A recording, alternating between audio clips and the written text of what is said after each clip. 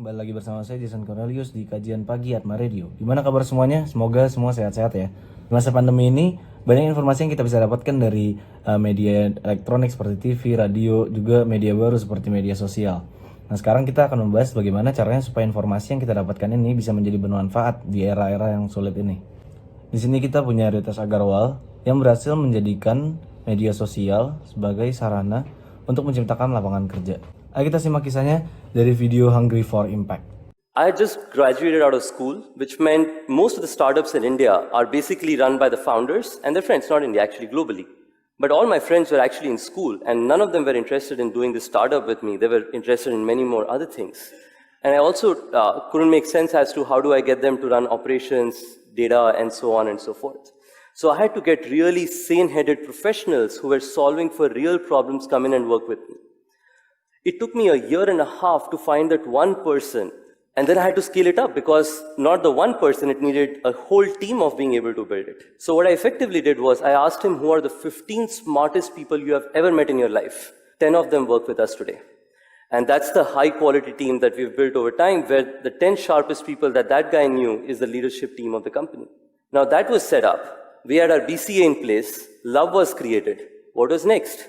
Last year, we grew from this to being the largest hotel chain ever made in India in a period of 3 years, larger than the company which was created in the Victorian era, pre-independence, in such a short period of time. It feels great to see what this has transpired to over this period. Naturally, as we've done this, there have been learnings. There have been good learnings, there have been bad learnings. I'll begin with the fragile parts. In this entire period, life has not been very exciting either for me. I've been called everything from the guy who booted out his partner to the Ponzi scamster, an entire range. At a lot of these situations, it ain't easy for you to take it. I'm not like the 40-year-old seasoned entrepreneur. I'm still 22, and I'm being honest, as far as I know. Age, it feels, and with the immaturity that comes along with it, it is just tough to take a lot of these things together. But in all of this period, having a great team that keeps you humbled every day. Ritas berhasil menjadi man of change setelah dia menemukan solusi dan juga berpikir bagaimana caranya untuk mengatasi masalah-masalah yang ada di sekitarnya.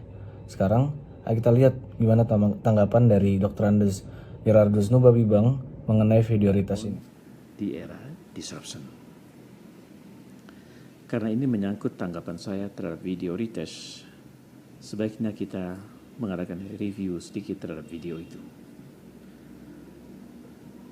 Pertama-tama ingin saya katakan bahwa yang terjadi pada video itu ialah sebuah tindakan move on. Dan kalau kita mengambil titik startnya video itu, di mana move on itu dimulai, di mana?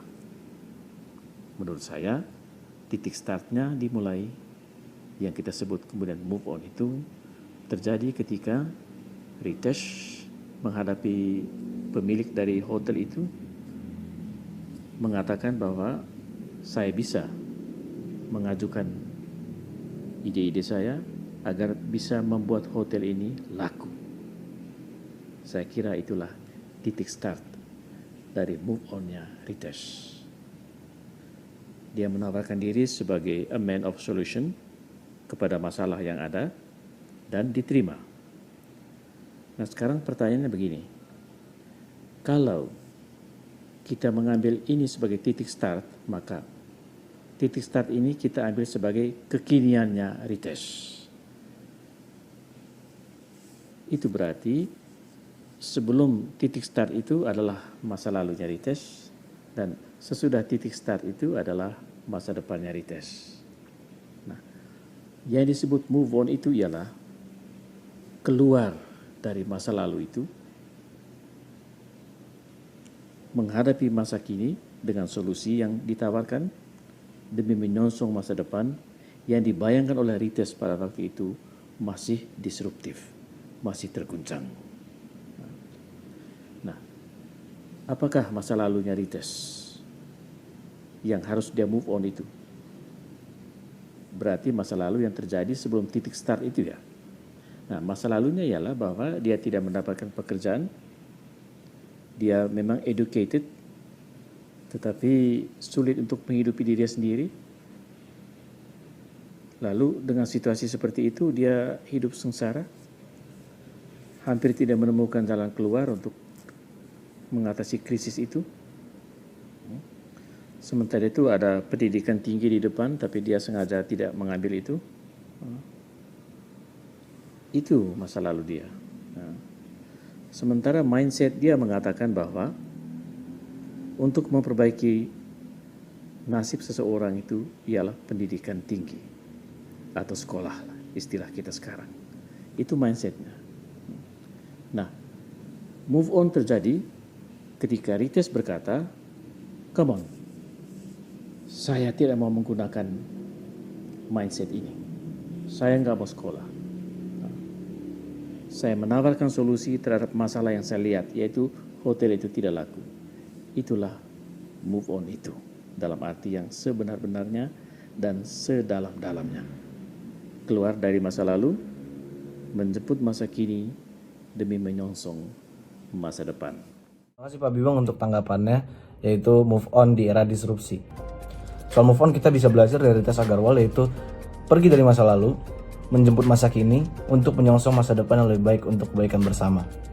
Sekian dari saya Atma Listener, saya Jason Cornelius pamit undur diri. Saya berjumpa lagi di kajian pagi hanya di Atma Radio.